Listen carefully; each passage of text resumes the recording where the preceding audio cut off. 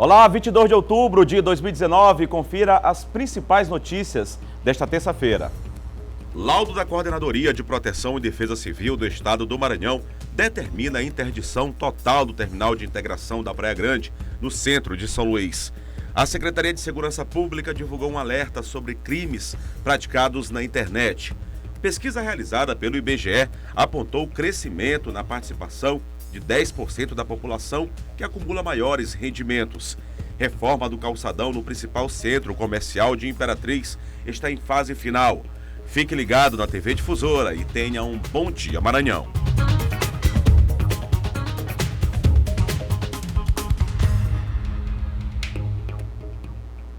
Pois é, pessoal, um ótimo dia, uma ótima terça-feira. Hoje o Bom Dia Maranhão comigo, Eduardo Ericeira. Convido vocês a partir de agora a ficar muito bem informado, sempre coladinho aí com o Bandeira 2. Bom Dia Maranhão aqui pela TV Difusora a partir das 7 horas da manhã. A gente tocando, levando muita notícia, muita informação de todo o estado do Maranhão até as 8 horas da manhã.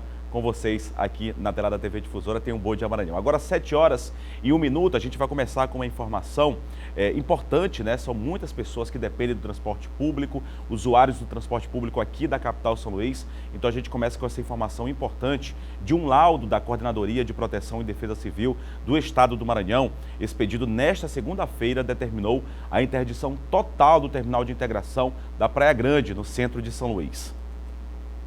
De acordo com o laudo, existe o risco iminente de desabamento e incêndio no local.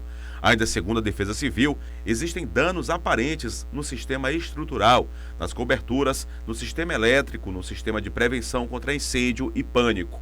A interdição do terminal da Praia Grande teve início à meia-noite desta terça-feira, segundo determina a auto de interdição da Defesa Civil.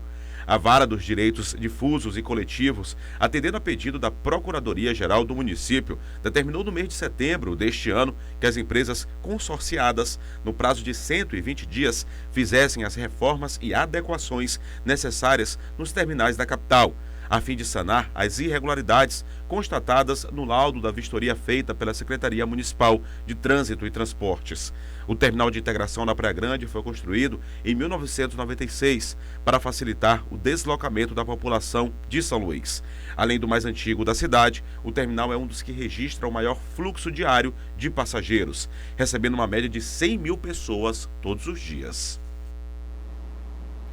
Pois é, informação importante, muita gente de olho acompanhando essa situação e a gente só atualizando as informações, foi determinada aí pela Justiça a interdição total do terminal da Praia Grande, foi apenas a interdição parcial. A gente sabe de problemas estruturais, é um terminal antigo, é o mais antigo que foi construído aqui na capital São Luís, precisa aí da recuperação, de uma reforma, foi uma interdição parcial, plataformas estão funcionando, o trânsito não está normal, claro, porque há uma interdição parcial, mas os ônibus continuam entrando no terminal da Praia Grande. A gente tem notícia, inclusive, que o trânsito está um pouco complicado na área, mas daqui a pouquinho a gente vai mostrar imagens do local, como é que está a situação, mas funcionando, pelo menos de forma parcial, o terminal da Praia Grande. A gente torce, espera que as empresas que são responsáveis pela administração do terminal da Praia Grande promovam essa reforma, que é para questão de segurança, tanto dos rodoviários quanto das pessoas. São cerca de 100 mil pessoas, como eu disse, cerca de 100 mil pessoas em média que circulam no terminal da Praia Grande por dia. Uma grande quantidade de pessoas aí de fato. Mas a gente vai conferir, ainda falando sobre o trânsito, a gente vai conferir como é que está o trânsito na manhã desta terça-feira, em alguns pontos aqui da capital São Luís. Essa parceria que a gente tem com a Secretaria Municipal de Trânsito e Transportes, a gente vai começar mostrando como é que está o trânsito na Roque Santeiro, essa câmera localizada na Roque Santeiro, que é a Avenida Jerônimo de Albuquerque. A gente percebe a presença também de um agente de trânsito lá no local, fazendo justamente essa organização, planejamento do trânsito. A gente sabe que é uma das avenidas principais aqui da capital São Luís, fluxo maior no sentido Angelim, Vinhais, Angelim, bairro do Bequimão e outros bairros aqui mais para a parte central de São Luís, neste momento já intenso, passando das 7 horas da manhã. No outro sentido, o trânsito bem mais tranquilo, fluxo bem mais tranquilo no outro sentido. A gente vai para outro ponto agora, aqui da capital São Luís, a gente mostra outro ponto neste momento. Vamos para a rotatória do São Francisco, trânsito também normal, um fluxo um pouquinho maior, as pessoas que deixam ali a ponte do São Francisco, com destino aqui aos bairros da Ponta da Areia, Renascença, mais distanciados aqui da região central da cidade. No outro sentido, a gente percebe também que já há um trânsito, mas um fluxo bem menor do que neste sentido das pessoas que passam ali pelo bairro de São Francisco com destino aos bairros do Renascença e Ponta da Areia, com destino aqui à rotatória do São Francisco. Vamos para outro ponto aqui da capital São Luís, a gente acompanhando imagens ao vivo neste momento, área Itaquibacanga, Avenida dos Portugueses, um dos braços da BR-135, trânsito também bem intenso já nas primeiras horas da manhã desta terça-feira, principalmente as pessoas deixando a área Itaquibacanga com destino aqui à Avenida Vitorino Freire, a área ali do Anel Viário, trânsito bem mais intenso. No outro sentido, quem vai ali para a área Itaquibacanga com destino ao prédio, ali ao campus da Universidade Federal do Maranhão, um pouco mais tranquilo neste momento.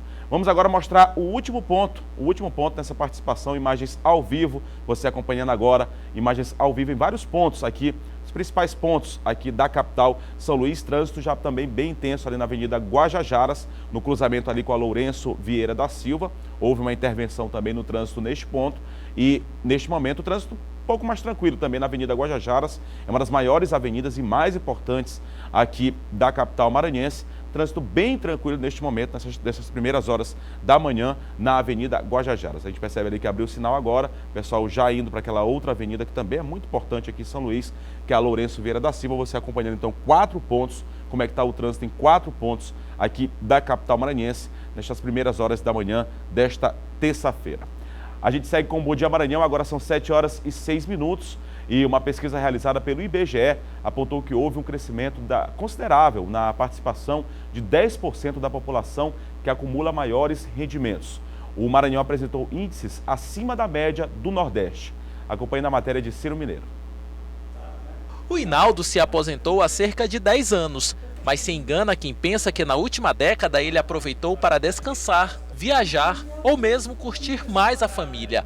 Para dar conta de arcar com todas as despesas, o motorista segue até hoje na atividade. A aposentadoria é muito baixa, né? Aí não tem como, com essa aposentadoria, eu manter a minha família, né? Então, por isso eu resolvi continuar trabalhando, né? A Pesquisa Nacional por Amostra de Domicílio Contínuo divulgada pelo IBGE, tendo como base o rendimento de todas as fontes em 2018, demonstrou que em relação a 2012, tanto no Brasil como no Nordeste e no Maranhão, em 2018 houve um crescimento considerável na participação dos 10% das pessoas que acumulam maiores rendimentos. A pesquisa revelou que o Maranhão seguiu a mesma tendência de outros estados do Nordeste e até mesmo de outras regiões do país. A menor fatia da população que ocupa o topo da pirâmide no que se refere à concentração de renda conseguiu ficar mais rica nos últimos anos. Em compensação, a grande maioria da população que ganhava menos em 2012 ou estagnou ou teve a situação agravada em 2018. É um fenômeno que não é só do estado do Maranhão, né? Se repercute, né, a nível de Brasil. Se tiver também a nível de grande região, a nível de Nordeste, esses números também demonstram, né, que o topo da pirâmide conseguiu ficar, digamos, com uma parte maior do bolo, né? E os mais pobres, né, de menor renda, ficaram com uma parte ainda menor. São inúmeros os fatores que contribuíram para esse resultado. A crise econômica que o país viveu nos últimos anos, o aumento nos índices de desemprego e a redução de políticas públicas e programas sociais direcionados aos mais pobres podem explicar essa realidade identificada pela pesquisa. Quando você tem um aumento, né, de todos os fomentos dentro da sociedade que geram a sustentação do povo. E quando você tem, por outro lado, a retirada de direitos, a retirada de políticas públicas, a precarização do trabalho, são grandezas inversamente proporcionais que vão levar a uma precarização das pessoas. Diante do atual quadro, o Hinaldo, por enquanto, ainda nem faz planos de parar de trabalhar. Antigamente eu pensaria isso, antes de me aposentar, mas quando chega o resultado da aposentadoria com aquele salário, não teve como parar, não. Tem que continuar trabalhando, né? Pois é, a situação econômica ainda é muito complicada e a gente sabe, né, quando a pessoa vai se aposentar, ela perde uma grande quantia de dinheiro. Não deveria ser assim, né? A pessoa presta serviço durante boa parte da vida aí, enfim, que seja no órgão público ou privado, e aí não consegue se aposentar porque perde muito do seu dinheiro e aí tem que continuar trabalhando. Tem que haver justamente aí uma realização de algumas mudanças para que a pessoa não possa perder tanto, possa se aposentar de forma mais tranquila, sem perder tanto do seu dinheiro e possa aproveitar sua aposentadoria de forma digna, né? E aqui no Maranhão, a Secretaria de Segurança Pública divulgou um alerta sobre crimes praticados na internet. Somente este ano foram quase 100 ocorrências do tipo registradas. Além disso, é preciso também que se tome alguns cuidados em caso de roubo ou furto de aparelhos. Há cerca de 2 anos, a Silvia foi vítima desse tipo de crime. A jornalista recebeu uma mensagem de texto em que a induzia a fornecer os dados bancários para uma suposta atualização. Tudo não passava de um golpe. Acabei caindo num golpe que eu pensei que eu nunca fosse cair. Por coincidência, eu estava querendo resolver algo da minha internet bank e achei que aquela mensagem era para me ajudar, era para resolver o problema que eu estava querendo resolver, confiando que aquela página era do banco, mas era uma página falsa. Como forma de evitar transtornos como o da Silvia, é que desde a semana passada a Polícia Civil começou a compartilhar essas informações com a população. Os banners foram produzidos pelo Laboratório de Combate a Crimes Tecnológicos da Secretaria Nacional de Segurança Pública. O material traz dicas importantes de como proteger aplicativos de conversas, perfis em redes sociais, e-mails e até sistemas de smartphones, para que ninguém mal intencionado tenha acesso às informações pessoais. No primeiro momento são feitos esses banners para serem encaminhados por meio virtual mesmo, via aplicativo. Vocês podem receber em seus grupos esses banners que previnem a questão da dupla verificação do WhatsApp, Facebook, Instagram, roubo de iPhone e outros mais assuntos que estão colocados nesses banners e que futuramente também vão se espalhar para o interior do estado, né? Diariamente são registrados, em média, 366 crimes cibernéticos em todo o país. Um levantamento feito em 2018 pela Associação SaferNet Brasil contabilizou quase 134 mil queixas de delitos virtuais. Em comparação com 2017, a quantidade de ocorrências no ano passado deu um salto de mais de 100%. Segundo informações da Secretaria de Segurança Pública do Estado do Maranhão, só nesse ano cerca de 100 pessoas caíram em golpes de estelionatários em meio virtual. A Polícia Civil orienta a população a jamais abrir links desconhecidos. Essa é uma das maneiras mais eficazes de como se proteger de possíveis crimes tecnológicos. Se você tiver com o seu firewall atualizado, essas mensagens, via de regra, que chegam no e-mail, elas vão ser colocadas diretamente na lixeira eletrônica, não chega nem a ver. Mas diariamente todo mundo recebe esses e-mails fraudulentos. É o chamado phishing, a pescaria. Desde que passou pela tremenda dor de cabeça, a Silvia redobrou os cuidados para nunca mais ser vítima de um outro golpe. Eu não abro mais essas mensagens. Eu só vejo o WhatsApp, tudo, mas SMS, né, que é o que a gente chamava, que ainda chama, essas mensagens eu nem abro mais, nem vejo mais, porque eu penso que tudo é golpe. Pois é, desconfie, né? E nem todos nós estamos aí sujeitos a acontecer esse tipo de situação. Tem que desconfiar, procurar se informar também. A gente sabe que é um crime cada vez mais comum, esses crimes praticados pela internet. A reportagem do Ciro Mineiro mostrou aí a quantidade, aí, o crescimento desses crimes praticados pela internet, com envio de mensagens, enfim. A bandidagem também se renovando, aí se atualizando em relação a esses tipos de crimes. Então desconfie e procure se informar para não cair nesse tipo de golpe. Agora, 7h13, a reforma do calçadão no principal centro comercial de Imperatriz está em fase final, sendo um dos cartões postais da cidade. O espaço é aguardado por lojistas e também por clientes. Com sua banquinha de relógios há mais de 40 anos aqui no calçadão, seu Francisco relembra as transformações do centro comercial e destaca como está ansioso para ver como o local vai ficar após a reforma. Eu acredito que isso aqui vai ser um turismo. Muito importante isso daqui, vai ficar bom. Mas eu estou achando que agora com essa obra, o povo vai voltar para cá. O senhor já está se preparando para o Natal aí? Estou me preparando para o Natal e me organizando, porque aqui agora é uma outra história. A obra do calçadão está 95% concluída. O calçamento já foi feito, a cobertura e iluminação foram instaladas. Os serviços estão nos últimos retoques, como a limpeza e colocação dos bancos e lixeiras. A previsão de entrega da obra é para o final do mês que vem. A expectativa é que o movimento dobre aqui com a reforma do calçadão, principalmente por conta das festas de fim de ano. Será o primeiro centro comercial coberto do Maranhão. Uma obra que trará mais conforto àqueles que visitam o calçadão e também trará um aquecimento melhor ainda ao comércio, aos comerciantes. o que significa dizer que Imperatriz ganhará também mais um novo cartão postal. Não só os comerciantes estão ansiosos para a entrega da obra, os consumidores também. Para a Elza, a cobertura já ajuda bastante na hora das compras.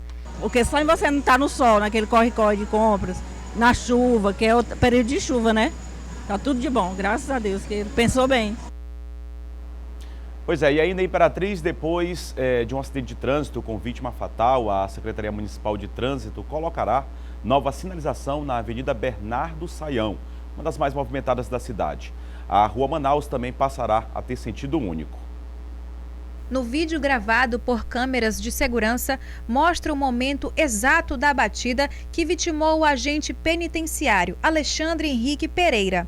Alexandre pilotava uma motocicleta andando no sentido da Avenida Bernardo Saião ao centro de Imperatriz. Ao se aproximar do cruzamento com a Rua Manaus, um carro foi seguindo, invadindo a preferencial, até o momento da colisão. A vítima foi arremessada, chegou a ser socorrida, mas não resistiu à gravidade dos ferimentos. Uns 10 dias atrás, um rapaz e uma moça bateram atrás de um veículo também. Agora essa manhã foi esse acidente agora, menos de 15 dias. Neste ponto, onde os registros são comuns, existe sinalização vertical dos dois lados, indicando ao condutor o sentido que deve ser seguido na via. A CETRAN, já há um bom tempo durante o governo, vem fazendo um trabalho de identificação de locais com riscos de acidente e com incidências de acidente, para que a gente reforce a sinalização e faça as mudanças na sinalização de modo que possa melhorar a visibilidade dessa sinalização, a obediência, a facilidade no entendimento da sinalização, para que os condutores pratiquem e assim evitem os acidentes de trânsito. De acordo com a CETRAN, a Rua Manaus, que é mão dupla, passará a ser em um único sentido, saindo do bairro Nova Imperatriz até chegar no estádio Frei Epifânio. Além disso, a equipe da CETRAN vai organizar o estacionamento da Avenida Bernardo Saião, onde as esquinas serão destinadas para o estacionamento de motos. Facilita no fato da pessoa chegar a uma via e não estar um carro posicionado justamente na esquina, que aí vai tirar a visão de quem está entrando, né? E a gente colocando essas motos, a pessoa vai ter uma visão melhor. Pois é, se for para melhorar aí a questão de segurança no trânsito, sempre é válido. Confira agora o nosso giro de notícias. A Caixa Econômica Federal antecipou o calendário de retirada para não correntistas do banco. Os saques de até R$ 500 por conta do FGTS começaram na sexta-feira apenas para os não correntistas do banco, nascidos em janeiro. O calendário original previa a liberação gradual conforme o mês de nascimento do trabalhador, até que os nascidos em dezembro pudessem sacar os recursos em março de 2020. Ao todo, 62 milhões e 500 mil trabalhadores sem conta na Caixa Econômica Federal poderão retirar até 25 bilhões de reais. O projeto de decreto que trata do acordo de salvaguardas tecnológicas entre Brasil e Estados Unidos para o uso da base de Alcântara deverá ser aprovado hoje em turno único no plenário da Câmara dos Deputados em Brasília. A decisão ocorrerá após consenso entre as lideranças da Casa, que após iniciarem a matéria na quarta-feira, optaram pelo adiamento da apreciação. A matéria virou assunto unânime entre os deputados maranhenses. O projeto está incluído nos itens de urgência do Legislativo. O gás de cozinha residencial foi reajustado em 5% nas distribuidoras e o GLP industrial e comercial 3%. O anúncio foi feito pelo Sindicato Nacional das Empresas Distribuidoras de Gás Liquefeito de Petróleo. Os aumentos acontecem em médias, pois o valor terá variação para maior ou menor, dependendo da área de distribuição nacional. Segundo o Sidgás, o preço para o consumidor final poderá ser diferente, pois as distribuidoras acrescem ao percentual de aumento os custos. O aumento passa a valer a partir desta terça-feira. Há 3 dias do fim da primeira fase da campanha de vacinação contra o sarampo, mais de 8 mil crianças de 6 meses a menores de 5 anos já compareceram aos postos de saúde para receber a imunização em São Luís. Durante o primeiro dia D da campanha de vacinação contra a doença, realizado neste fim de semana em 65 pontos distribuídos pela cidade, quase 2 mil crianças foram aos pontos de distribuição da vacina. Em novembro, nos dias 18 a 30, conforme recomenda o Ministério da Saúde, será a vez de proteger os adultos de 20 a 29 anos de idade. O Maranhão integra a lista de 19 estados com transmissão ativa da doença, registrando 4 casos de sarampo. E no próximo bloco, continua aumentando o número de praias do Nordeste com manchas de óleo. E aqui no estúdio eu recebo Davi Teles, secretário de Estado de Ciência e Tecnologia, e os destaques também da segurança com Silvan Alves. Agora 7 horas e 20 minutos. O Bom Dia Maranhão volta já.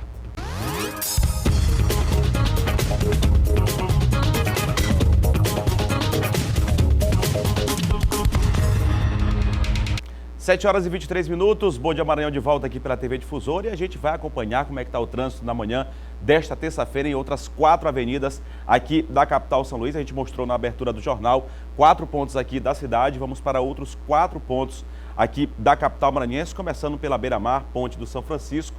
A câmera localizada ali bem em uma das extremidades, na Ponte do São Francisco, que dá acesso à Avenida Beira-Mar, trânsito bem mais intenso neste momento.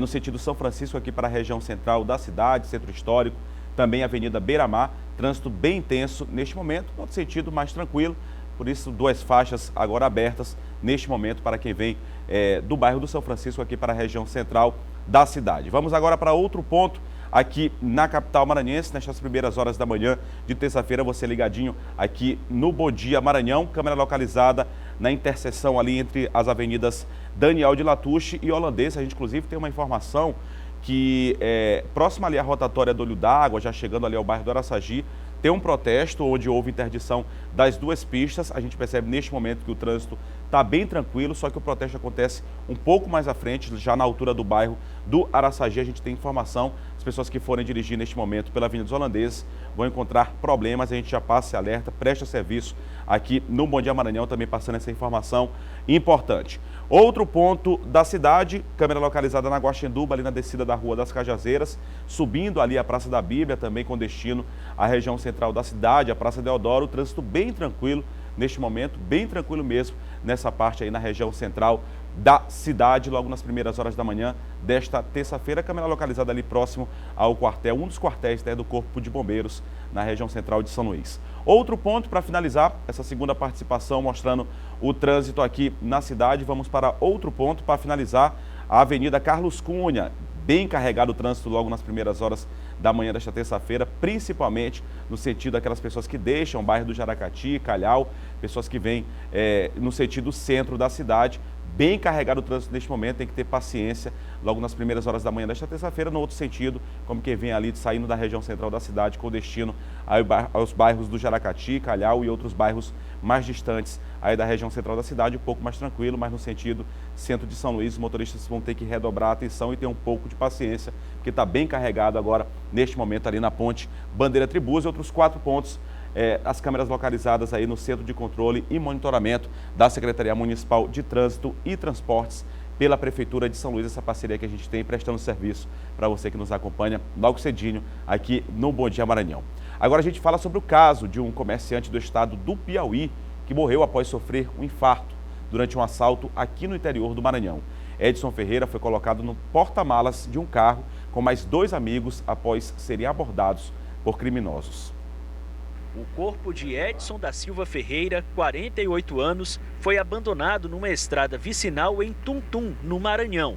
O comerciante e outros 2 acompanhantes foram feitos reféns na manhã de ontem por criminosos armados, quando retornavam de Buriticupu neste caminhão, carregado de queijo.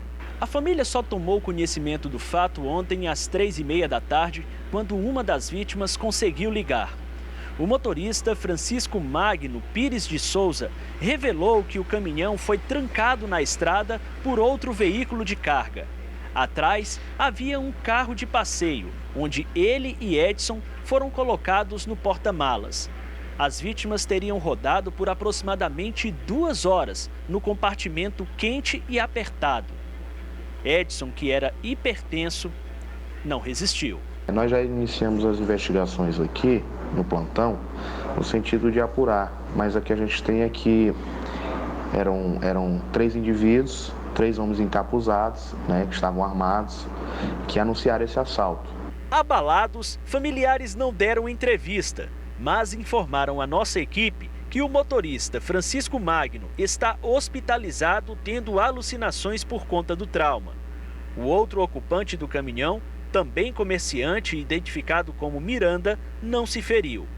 Edson teria sofrido outro assalto 2 meses atrás transportando queijo e mudou a rota tentando reduzir o risco. O caminhão, placa de Teresina JOU 7535, foi levado pelos criminosos.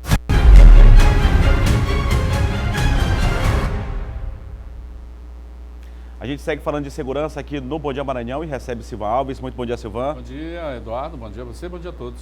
Silvan, a gente começa com um assunto de uma prisão, né, que aconteceu, uma prisão importante realizada pela polícia de um assaltante de banco no interior do estado, né?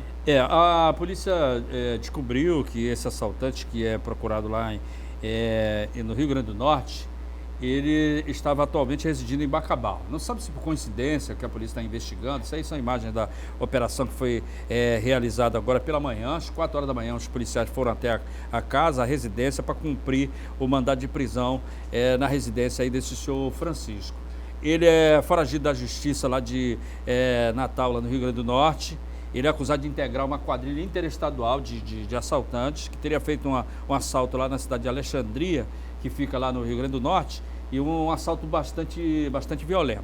Tem acontecido muito, né, essas quadrilhas interestaduais, né, que vão agindo em vários estados, né? E o que a polícia suspeita, Eduardo, que ele estivesse aí em Bacabal, não só se escondendo pelo fato de ser procurado, mas que ele já estivesse se estruturando, porque essa casa foi alugada recentemente, ele estava morando nessa casa aí, que ele estava se preparando para receber o restante da quadrilha, que isso é muito comum, né? Chega uma parte da quadrilha, chega na cidade, se hospeda, fica por ali, estuda os hábitos faz o trabalho da cidade, diário, né? Reconhecimento diário, vai levantamento e coisa e tal, e até a chegada do restante do bando. Então é possível de que ele estivesse esperando o restante da quadrilha, já que estrategicamente a casa que ele alugou é bem próximo de 2 transportadoras de valores, né? Você sabe que tem sido muito comum também esses ataques a transportadoras de valores. Eles não estão atacando carro forte, não atacam as agências bancárias, eles atacam justamente essas empresas de transporte de valores, né? Onde também tem dinheiro, tem fluxo de dinheiro, fluxo financeiro, então eles também utilizam essas empresas como alvo. Ele está agora, nesse momento, na delegacia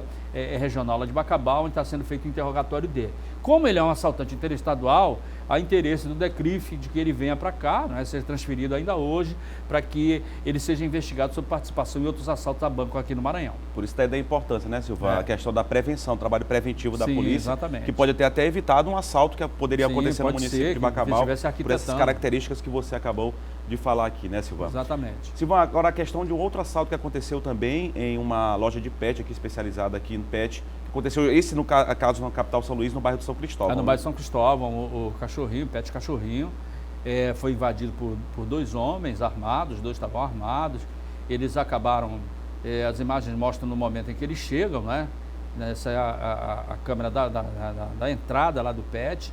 E aí quando entram já vão rendendo lá aquela senhora recepcionista, ela passou por maus momentos, porque ela chega até a ser empurrada pelos assaltantes. Agressividade, né? Agressividade, que eles queriam que ela abrisse a gaveta, achando que tinha mais dinheiro.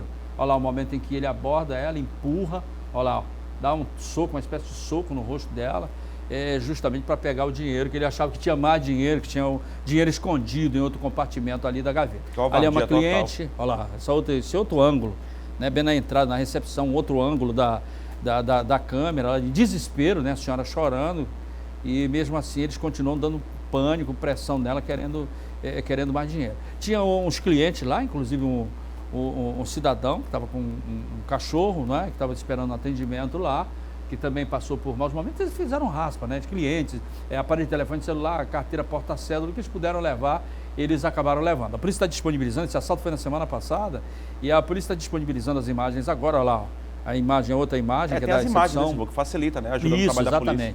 Hoje, mais de 80% dos crimes elucidados nas grandes cidades, eles contam com o apoio dessa tecnologia, né? E aí, nesse caso, a polícia está contando com o apoio dessa tecnologia, as pessoas podem ligar para o 190, se fizeram o reconhecimento desses assaltantes aí, ou podem ligar também para o 3223-5800, que é do Disque Denúncia. É guardado o anonimato das pessoas, sigilo total, as pessoas podem ligar, porque com certeza esses indivíduos aí eles têm outros assaltos praticados naquela região. Certeza, e que a polícia coloque a mão nesses bandidos, né, que agiram com tanta covardia e agressividade contra essas pessoas. Obrigado, Silva, pela sua participação. Ok, obrigado, Eduardo. Bom dia a você e bom dia a todos. Bom dia, o Silva Alves, que está todo dia aqui com a gente, a partir das 6 horas da manhã, trazendo muita informação no Bandeira 2. logo antes aqui do Bom Dia Maranhão, 6 da manhã, Bandeira 2, logo depois vem o Bom Dia Maranhão. Agora a gente vai conferir como é que fica a previsão do tempo na capital São Luís e em cidades do interior do estado. A gente começa pela capital maranhense, São Luís, previsão para esta terça-feira de céu parcialmente nublado a claro e ausência de chuva significativa. A mínima é de 25, a máxima é de 30 graus para esta terça-feira aqui em São Luís. Agora a cidade de Imperatriz parcialmente nublado com a possibilidade de chuva fraca a moderada lá no município de Imperatriz para esta terça-feira, mínima de 25, máxima de 30 graus. Caxias, céu claro e parcialmente nublado com possibilidade de chuva também fraca a moderada lá na cidade de Caxias, a mínima é de 22 e a máxima é de 22 graus. A gente percebe que já começa a chover em alguns pontos da cidade. Vamos para outros 3 municípios agora no interior do Maranhão. Outras 3 cidades no interior do Maranhão. Vamos começar agora por Bacabal. Bacabal, previsão para esta terça-feira de céu parcialmente nublado e possibilidade de chuva isolada. Lá em Bacabal, terça-feira mínima de 23, máxima de 34 graus, previsão para esta terça-feira. Município de Balsas, céu parcialmente nublado a claro e possibilidade de chuva leve a fraca. Também na cidade de Balsas, possibilidade de chuva nesta terça-feira, mínima de 25, máxima de 31 graus. Para finalizar a nossa previsão do tempo de hoje, Barra do Corda, céu parcialmente nublado a claro e também possibilidade de chuva de leve a fraca na cidade de Barra do Corda. A mínima é de 23, a máxima de 34 graus. A gente percebe que mesmo com a previsão de chuva, de fraca a moderada, também no município de Barra do Corda, temperatura bastante elevada, a máxima podendo chegar a 34 graus. Agora 7 horas e 34 minutos e continua aumentando o número de praias do Nordeste com manchas de óleo, um assunto que tem deixado muita gente preocupada, principalmente os estados aqui da região Nordeste. Aqui no Maranhão já são mais de 10 pontos registrados. Agora o Ministério Público Federal solicitou a execução de um plano nacional de contingências para amenizar os impactos. O relatório do Ministério Público Federal, baseado em dados oficiais do IBAMA, diz que no Maranhão 12 focos de derramamento de óleo foram registrados. O óleo foi visto em cidades do interior e da capital. Com risco iminente de contaminação em outros pontos, o MPF ajuizou uma ação judicial conjunta contra a União, solicitando a execução imediata do Plano Nacional de Contingência em 9 estados onde as manchas de óleo foram localizadas. O órgão, o Ministério Público Federal, ele busca que a União, no prazo de 24 horas, ele execute e implemente o Plano Nacional de Contingência relacionado a desastres por óleo no litoral brasileiro. Esse plano de contingência ele foi estabelecido pelo Decreto 8.137 de 2013 e também que vem a regulamentar a Lei 9966, que estabelece a questão de prevenção e controle de poluição sobre o mar. O Plano Nacional de Contingência descreve responsabilidades, diretrizes e procedimentos para o governo responder de forma eficaz a vazamentos, minimizar danos ambientais e evitar prejuízos à saúde pública. Um dos pedidos do Ministério Público Federal é que a execução do Plano Nacional de Contingência fosse acompanhada pela Secretaria de Meio Ambiente do Estado e pelo próprio MPF. A ação deveria começar a ser cumprida num prazo de 24 horas, mas o pedido foi indeferido no último dia 20. A ação ela foi ajuizada na Seção Judiciária de Sergipe e, sob o ponto de vista do juiz que analisou o pedido, o juiz entendeu que a União ela estava implementando, sim, o Plano Nacional de Contingência e estabeleceu o prazo de 15 dias para que o MPF comprove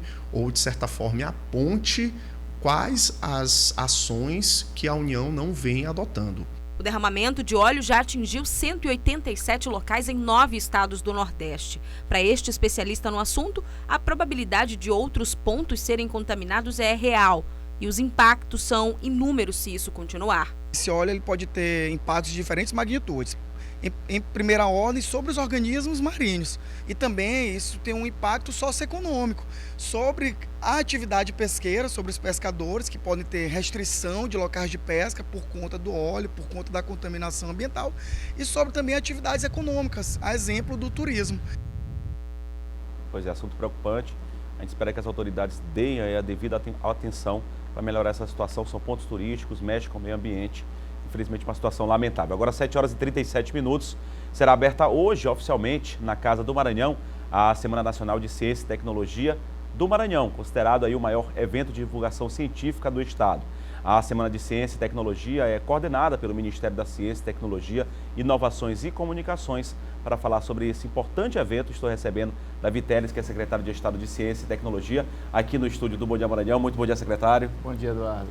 Secretário, o lançamento está acontecendo hoje. Fala para a gente o que foi organizado, planejado para hoje e para essa semana também. Isso mesmo, a abertura é hoje, a partir das 18h30. Nós faremos esse ano no Centro Histórico que está muito em voga, né? A partir do lançamento do programa Nosso Centro, pelo governador Flávio Dino, há mais ou menos 3, 4 meses, um processo de revitalização forte do nosso patrimônio histórico localizado na região central aqui da cidade, na Praia Grande. Então a Casa do Maranhão vai receber a Semana de Ciência e Tecnologia, que esse ano vai ser uma semana mais sintética, vai ser uma semana mais focada a partir de uma redução de custos que nós tivemos que fazer. Afinal, por conta da crise fiscal que o Brasil enfrenta, o Maranhão também acaba sendo afetado, né? Apesar de não estarmos numa situação tão grave contra alguns estados do Brasil, mas o Maranhão é Brasil, né? Então nós acabamos sofrendo um pouco com isso, tivemos que fazer uma redução de custo, o que não tira o brilho, o que não tira a nossa energia e o interesse da comunidade científica, da comunidade acadêmica em fazer a divulgação para a população em geral das suas pesquisas. É um momento de divulgação científica, a gente chama de uma ação de popularização da ciência.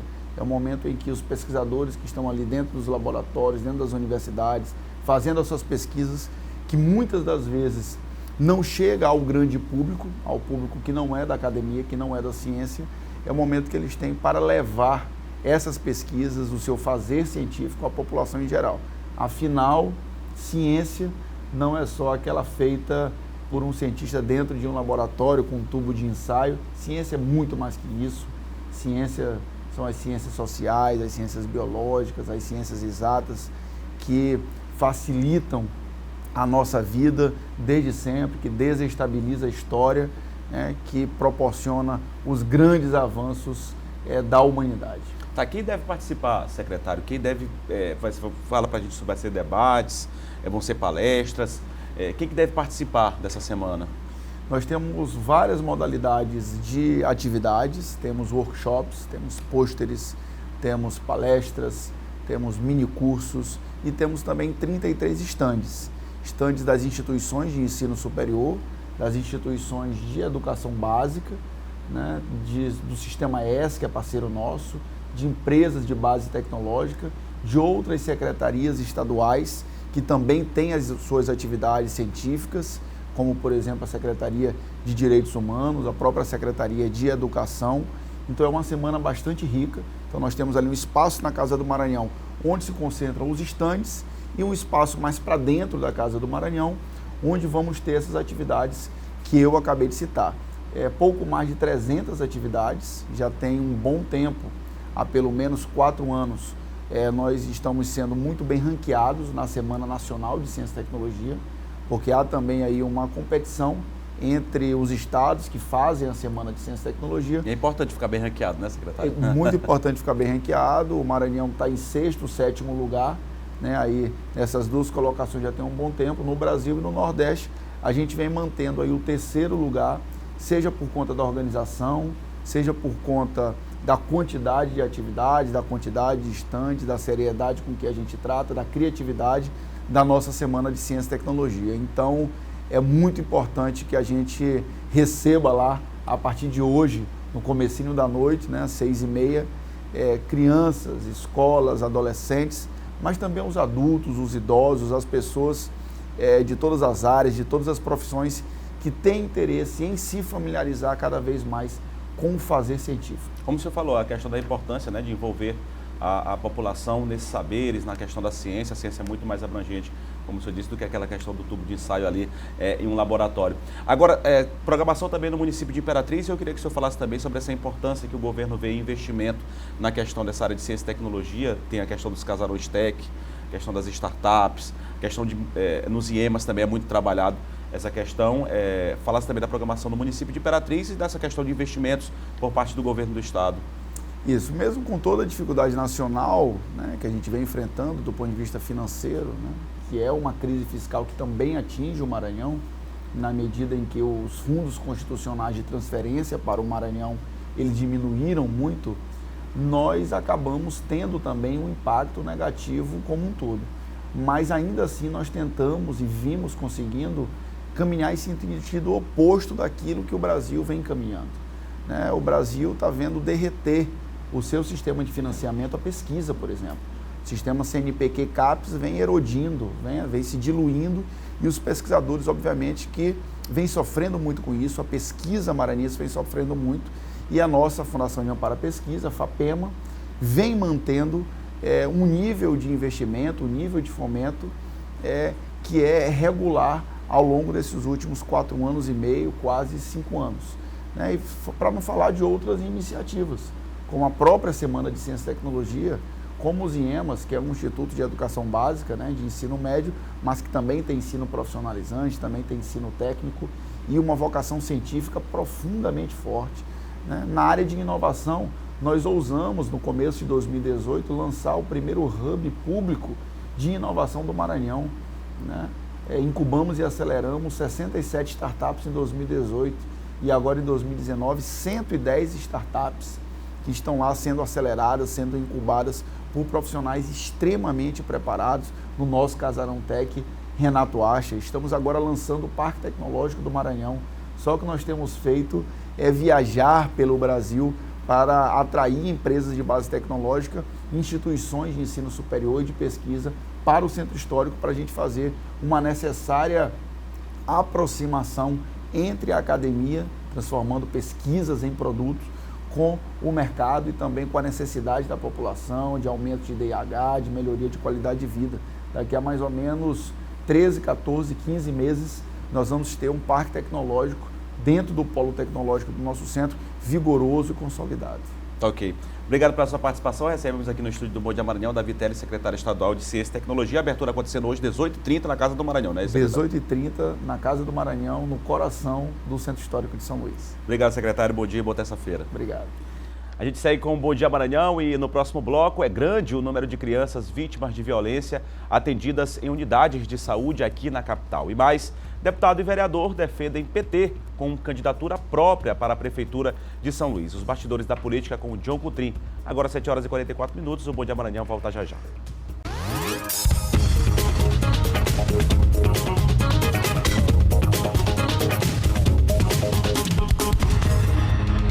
7h47, o Bom Dia Maranhão de volta aqui pela TV Difusora e você vai ver agora o resultado de um levantamento que traz dados preocupantes. É grande o número de crianças vítimas de violência atendidas em unidades de saúde aqui na capital São Luís. Somente uma das unidades, por exemplo, registrou quase 200 atendimentos. 169 crianças vítimas de violência sexual foram atendidas no Hospital Materno-Infantil de janeiro para cá. A unidade fica na capital maranhense e recebe demandas de todo o estado. Até o início deste mês, 17 vítimas tinham menos de 6 anos, índice maior do que o registrado durante o ano passado inteiro, quando foram feitos 11 atendimentos para esta faixa etária. O tratamento conta com uma equipe multidisciplinar. Quando eles chegam a nível ambulatorial, existem 2 fluxos a serem seguidos dentro da unidade.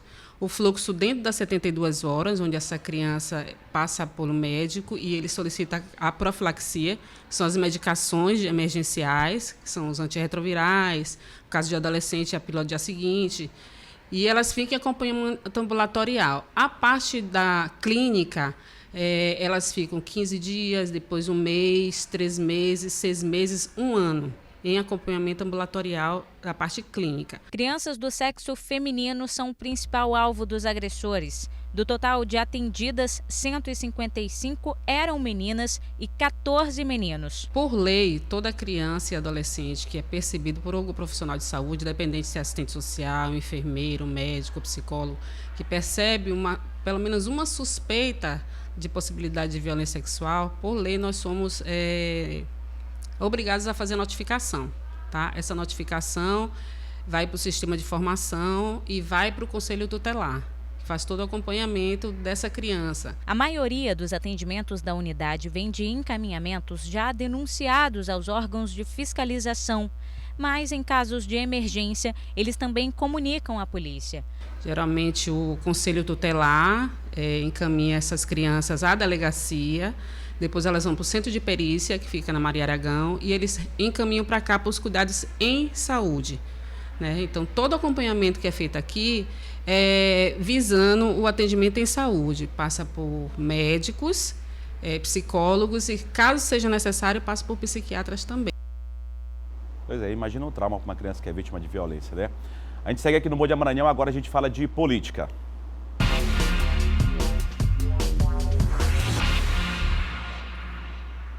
E já aqui comigo no estúdio, John Coutrin. Muito bom dia, John. Bom dia, Eduardo. Bom dia a todos. John, a gente começa ontem aqui no Bom Dia Maranhão, a gente falou sobre essa questão dos gastos envolvendo o deputado federal maranhense Zé Carlos, e ele encaminhou uma nota pra gente, né? Sim, só ontem a gente publicou que o deputado federal Zé Carlos foi o deputado que mais gastou com passagens, né? Gastos com viagens foram 19 diárias e um gasto de total de R$31 mil. Ele explicou por quê, né? Ele fez esse gasto. Ele disse o seguinte, ele disse que foram todos em missão oficial, né? Porque ele faz parte da Comissão de Relações Exteriores da Câmara e participou como membro do Parlamento Latino-Americano, Parlatino, e também membro da Assembleia Parlamentar Euro-Latino-Americana, Eurolat. Portanto, ele fez essas viagens, né? Portanto, foram em missões oficiais. Por isso, aparece ele como liderando o ranking de deputados federais dos 512 que mais gastaram com viagens até o momento, até uma contabilidade feita pelo site Metrópolis no dia 5 de outubro, até o dia 5 de outubro. Então, ele explicou através dessa nota, portanto, aí, e disse que, além disso, ele participou, por exemplo, nos meses de março e abril, de reuniões do Parlatino e, no final de setembro, de reuniões paralelas ao debate geral da Assembleia Geral da ONU em Nova York. Portanto, aí, ele explicando quais foram essas viagens e por que desses gastos. É importante também, né, quando a gente dá a notícia aqui, que o político se manifeste a respeito do que é dito aqui no Bom Dia Maranhão. John, deputado e um vereador aí daqui de São Luís, deputado no caso maranhense, o Zé Inácio, o vereador aqui da capital, o Honorato Fernandes, defende aí uma candidatura própria do PT para a Prefeitura de São Luís, né? Isso, tanto o deputado Zé Inácio quanto o vereador Honorato Fernandes, que é o vereador aqui de São Luís, e o deputado Zé Inácio, ambos do PT, eles defendem o seguinte, eles defendem o nome próprio, né, do PT, porque, segundo os últimos levantamentos, pesquisas feitas aqui na capital maranhense, ainda há um legado reconhecido pela população ludovicense em relação a Lula e ao PT, ou seja, parte dos entrevistados disseram que votariam num candidato apoiado pelo ex-presidente Lula. Por conta disso, o deputado Zé Inácio defende um protagonismo, né, do PT aqui em São Luís, e o vereador Honorato Fernandes também. Ele avalia que é necessário, já houve uma sinalização, viu, Eduardo? Uma sinalização na direção nacional para que em todas as capitais hajam candidatos a prefeito. São Luís não é diferente. Então, o próprio vereador Honorato me disse ontem que deve ir à direção nacional do PT no próximo dia 30 e de lá, no seu retorno, já com o encaminhamento, né, de possibilidade ou de candidatura própria a prefeito aqui em São Luís. Aí você vai perguntar quais os nomes. O próprio Honorato Fernandes, o próprio Zé Inácio, o próprio deputado federal Zé Carlos, que acabamos de falar dele aqui, são possibilidades aí de uma candidatura própria do PT aqui em São Luís do Maranhão, atendendo uma recomendação da direção nacional do partido, mas isso, claro, uma observação importante. Isso será decidido lá em cima, através dos acordos, porque nós sabemos, temos o PT, PCdoB, PSOL, PDT, são esses partidos aí que formam essa frente, né? O que eles decidirem lá em cima vai ser fechado aqui também em São Luís. Ou seja, o PT não tem candidatura aqui, mas o PCdoB tem, ou seja, uma troca em relação às capitais em outras cidades. Como você disse, John, uma decisão nacional, passa por uma decisão nacional e tem que se estudar o nome também, né? Como você disse, vai se estudar o nome, o PT também seria mais um pré-candidato aqui à Prefeitura de São Luís, né? Exato. Só para encerrar, John, ontem a gente falou sobre essa questão dos encontros acontecendo, teve um encontro importante que você inclusive falou, reunindo aí também vários pré-candidatos, como a gente está falando de Prefeitura, vários pré-candidatos que você comentou ontem aqui no Bom Dia Maranhão, o Neto Evangelista, o Osmar, também teve a participação, o Rubens Pereira Júnior, teve a participação do senador Weberton, outros deputados federais, como o Juscelino Filho. Um outro encontro importante que a gente vai falar hoje aqui foi entre o governador Flávio Dino e o prefeito de São Luís, Edivaldo Holanda Júnior, né? E um dia depois, né, Eduardo? Um dia depois. O prefeito Edivaldo e o governador Flávio Dino se reuniram ontem no Palácio dos Leões, claro, uma agenda administrativa. O governador, né, conversou com o prefeito sobre as ações do Executivo Estadual na capital maranhense, em São Luís. Ele citou, por exemplo, a construção, né, tratou com o prefeito Edivaldo a construção do grande hospital da ilha, que já está, né, as obras já estão sendo realizadas, que será um grande hospital de emergência, urgência e emergência, para desafogar o Socorrão 1 e Socorrão 2. Esse hospital da ilha está sendo construído. O prefeito, a grande obra na área da saúde. Isso, mesmo. E o governador também pontuou sobre a obra da litorânea, a extensão da litorânea, 1.800 quilômetros, né?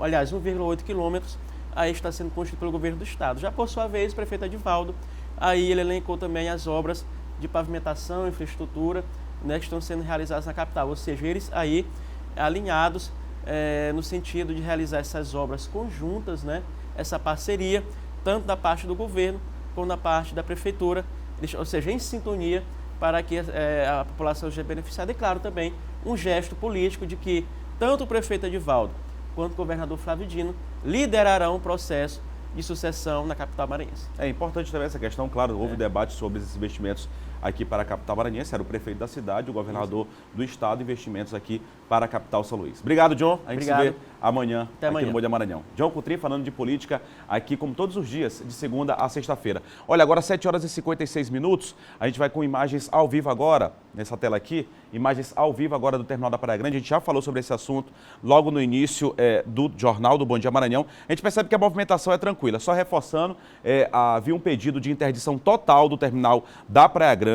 Houve um diálogo entre a Prefeitura de São Luís e prevaleceu a questão do bom senso. Algumas plataformas estão funcionando, a gente percebe, inclusive, devem ser provavelmente funcionários do sindicato aí das empresas de transporte do SET e também agentes da SMTT, justamente fazendo a organização lá no terminal da Praia Grande. Houve uma interdição parcial apenas, só reforçando, não foi uma interdição total. A gente percebe que a movimentação de ônibus continua, claro que não é de forma normal, já que há uma interdição parcial, mas os ônibus continuam circulando por dentro do terminal da Praia Grande. A gente reforça mais uma vez que esse pedido da Justiça, está aí as viaturas da SMTT, agentes de trânsito neste local, no momento agora no terminal da Praia Grande, justamente fazendo a organização. O pedido de interdição foi por conta de reformas, é um problema estrutural do terminal da Praia Grande, o terminal que é o mais antigo aqui de São Luís, datado aí de 1996 da sua inauguração e precisa, claro, de uma reforma. A gente torce, né? Já que há, inclusive, uma decisão judicial e mexe aí com a questão da segurança de rodoviários e também de usuários de transporte público, que as empresas responsáveis aí pela administração do terminal da Praia Grande possam justamente fazer essa reforma, esse reparo no terminal que possa aí ser renovado, já que precisa, a Justiça, inclusive, identificou a partir de um monitoramento feito pela Defesa Civil, que deve sim haver uma reforma no terminal da Praia Grande. Mas a gente já tranquiliza, pessoal, as pessoas que estão acompanhando a gente, o Bom Dia Maranhão, que a situação é tranquila neste momento, claro, com a interdição parcial, mas os ônibus circulam normalmente por dentro do terminal da Praia Grande, tá ok? Imagens ao vivo aqui no Bom Dia Maranhão neste momento do terminal da Praia Grande. Olha, pessoal, a todos uma ótima terça-feira. Continue acompanhando a nossa programação aqui da TV Difusora. Logo mais às 11 horas tem um Tudo de Bom. Ao meio-dia tem o Hora D, Tudo de Bom com Jéssica e o Hora D com a Kate. A gente segue acompanhando aqui a programação da TV Difusora. Fique também muito bem informado no nosso portal ma10.com.br. A gente encerra com imagens ao vivo da Avenida Beira-Mar neste momento. Aí, o trânsito tranquilo na capital São Luís. A gente se vê amanhã. A todos uma ótima terça-feira.